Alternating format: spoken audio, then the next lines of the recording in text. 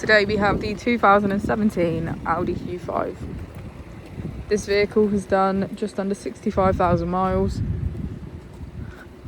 It has an automatic transmission and a diesel fuel type.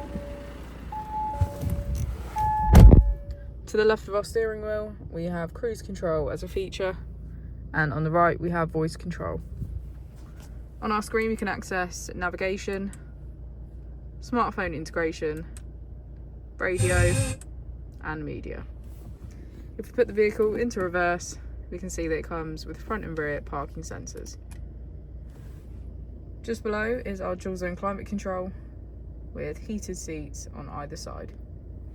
If we press our drive select, we can switch between our 6 different driving modes. As we go into the back of the vehicle, we can see that all of our seats have a black leather trim.